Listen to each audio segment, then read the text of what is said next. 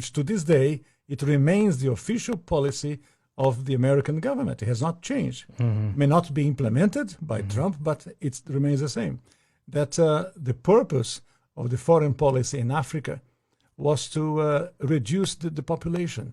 So to give aid to countries in Africa, not clean water and schooling and things like that, but contraception and abortion, in order to shrink the population of Africa, because they have great mineral resources there. That sounds diabolical. It is, yes. That sounds like something conceived in the mind of Margaret Sanger. Yeah, definitely.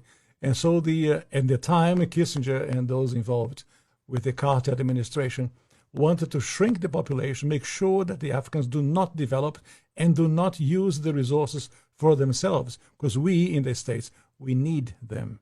There is a concerted effort of foreign powers to control the population of Africa.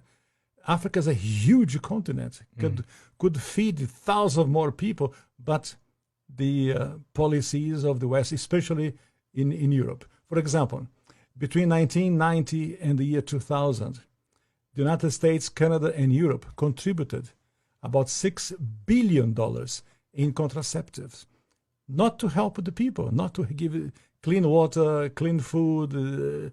That is not to fight malaria, for example. No, of course, perish the thought, never. Yeah. Let them die. That's the whole idea. So in our work in HLI, we denounced this reality to make the Africans aware that they have to defend themselves against the influence of foreign powers.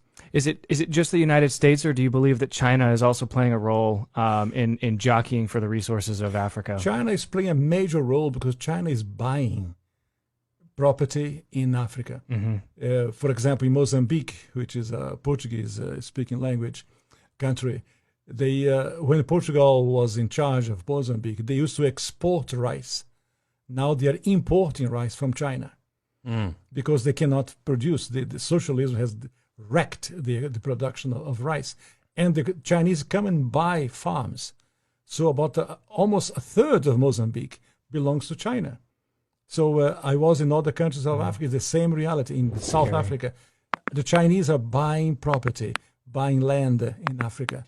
So, and they send their own workers, the Chinese workers. They don't employ people of the place. They send their own workers to populate and to live in the place. Did you like or hate what you heard?